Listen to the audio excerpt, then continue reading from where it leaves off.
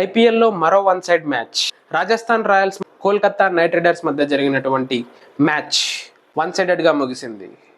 అస్సాంలో జరిగినటువంటి ఈ మ్యాచ్లో టాస్ గెలిచి ఫీల్డింగ్ ఎంచుకున్నటువంటి KKR captain Ajinkya Rahane Rajasthan Royals ను బ్యాటింగ్ కు ఆహ్వానించాడు. Team T20 opener Sanju Samson 11 బంతుల్లో 13 పరుగులు చేసి విఫలం అవ్వగా, మరో ఓపెనర్ యశస్వి జైస్వాల్ కూడా పెద్దగా పరుగులు సాధించలేదు. 24 బంతులు ఎదుర్కొన్నటువంటి యశస్వి జైస్వాల్ కేవలం 29 పరుగులకే అవుట్ అయ్యాడు. అంతగడ్డపై అస్సాం క్రికెటర్ రాజస్థాన్ రాయల్స్ తాత్కాలిక కెప్టెన్ 3 సిక్సర్లతో జట్టు స్కోరును పరిగెత్తించే ప్రయత్నం చేశాడు. 15 బంతులు ఆడినటువంటి రియాన్ పరాగ్ 3 సిక్సర్లతో 25 పరుగులు చేసి అవుట్ అయ్యాడు. కేకేఆర్ మిస్టరీ స్పిన్నర్ వరుణ్ చక్రవర్తి ఈ మ్యాచ్లో కేవలం 17 పరుగులు ఇచ్చి 2 వికెట్లను తీసుకున్నాడు. రియాన్ పరాగ్తో పాటు శ్రీలంక ఆల్రౌండర్ హసరంగన్ కూడా వరుణ్ చక్రవర్తి అవుట్ చేశాడు. స్పిన్నర్ మోయిన్ అలీ కూడా కేవలం 23 పరుగులు మాత్రమే ఇచ్చే యశస్వి జైస్వాల్ మరియు నితీష్ రాణా వికెట్లను తీసుకున్నాడు. 28 బంతుల్లో 33 పరుగులు సాధించినటువంటి ధ్రువ్ జురేల్ రాజస్థాన్ రాయల్స్ తరపున టాప్ స్కోరర్ గా నిలిచాడు. అంటే ఇన్నింగ్స్ ఎంత చప్పగా సాగిందో చెప్పొచ్చు. ఆఖర్లో వచ్చినటువంటి జఫ్రా ఆర్చర్ మాత్రమే 2 సిక్సర్లు కొట్టగలిగాడు.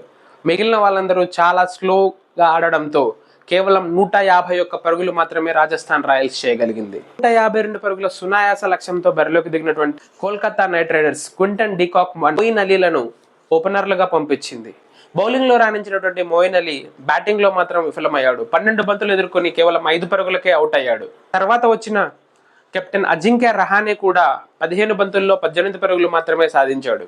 మరోవైపు క్వింటన్ డికాక్ చెలరేగి ఆడడంతో లక్ష్యం తగ్గిపోతూ వచ్చింది.